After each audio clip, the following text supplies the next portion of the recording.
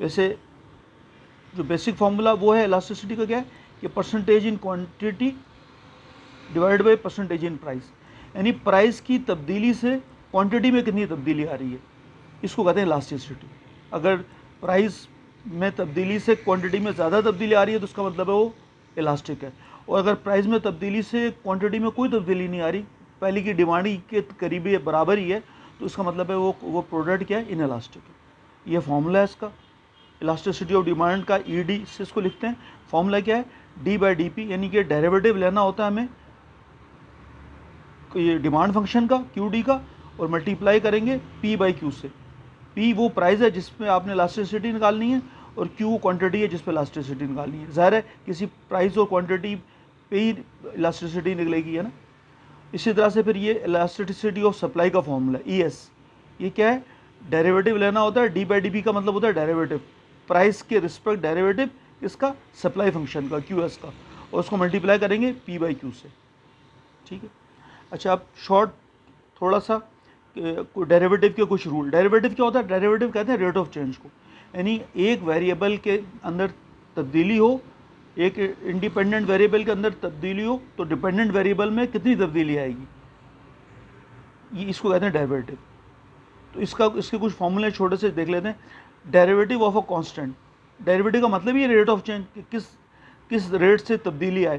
तो जो कांस्टेंट होता है वो तो फिक्स होता है ना, तो उसका जो डेरिवेटिव क्या होगा, जीरो होता है। देखें, D by d x of 5, for example 5 है, तो उसका आंसर क्या आएगा, जीरो। कोई भी नंबर हो उसका डेरिवेटिव का आंसर क्या आएगा, जीरो आएगा। D by d x of 100, derivative अगर 100 का लें तो जीरो आएगा। क्यों, क्योंकि कांस्टेंट है ना, कांस्टेंट में कोई तब्दीली नहीं होती, रेट ऑफ चेंज उसका जीरो होगा। फिर एक और एग्जांपल है, जैसा से y जो है हमारे पास फर्स्ट किया एक्स स्क्वायर के बराबर है, हमें इसका डेरिवेटिव लेना है। तो डेरिवेटिव कैसे लेंगे, d y by d x, क्या मतलब है, d by d x, y क्या हमारे पास एक्स स्क्वायर है, तो ये y की जगह यहाँ एक्स स्क्वायर आ गया।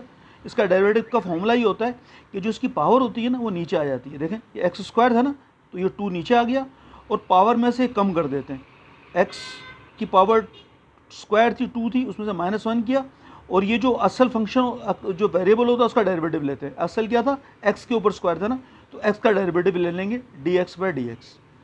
ठीक है, इसको अब सॉल्व करते हैं, तो d y by d x इसके बराबर हो जाएगा। देखें, ये 2 तो नीचे आ गया था, पावर में से जब 2 में से 1 एक पावर गई तो क्या बचा, एक पावर बची, एक्स की पावर 1। एक्स की पावर 1 लिखते नहीं है, एक्स की पावर 1 हो तो सिर्फ उसको एक्स ही लिखते हैं। और डी बाई डी एक्स क्या आ जाएगा, ये कट जाएगा, डी एक्स से डी एक्स कट जाएगा तो 1 आ जाएगा, तो 2x, क्योंकि इसकी पावर 1 है तो उसको x ही लिखेंगे, तो 2 इंटू एक्स क्या हो जाएगा, 2x। तो उसका मतलब है डेरिवेटिव एक्स स्क्वायर का डेरिवेटिव क्या है, 2x है। अब यहाँ एक्स क्यूब का देख लेते हैं कि डेरिवेटिव कैसे निकलेगा। देखें, हमारे पास एक फंक्शन है y is equal to x cube, derivative कैसे निकालते हैं, विद रिस्पेक्ट टू x निकाल रहे हैं ना। तो d y by d x का क्या मतलब है, डी बाई डी एक्स, और y हमारे पास एक्स क्यूब है तो यहाँ एक्स क्यूब आ गया।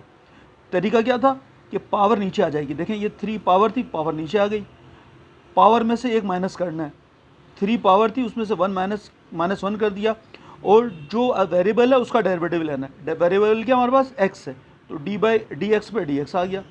ठीक है, अब देखें 3 अपनी जगह रहा, x की पावर 3 थी, 3 में से 1 गया तो कितने बचे, 2, x की पावर एक्स स्क्वायर हो गई, और D by x D x, ये डी एक्स से डी एक्स कट जाएगा तो क्या बचेगा, 1, है ना, ये 1 आ गया इसकी जगह।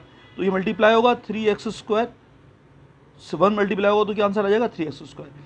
यानी कि अगर function y is equal to x cube हो तो उसका डेरिवेटिव क्या आएगा, डी बाई डी एक्स क्या आएगा, वो आएगा 3x स्क्वायर। अब अगर खाली y x के बराबर हो तो क्या आंसर आएगा, d y by d x क्या आएगा, इसका डेरिवेटिव क्या आएगा, डी बाई डी एक्स, और y की जगह x हो तो x आ गया, तो ये तो सिंपली x से डी एक्स कट के आंसर क्या आ जाएगा, 1। ठीक है, ये तो है डेरिवेटिव के फॉर्मूले।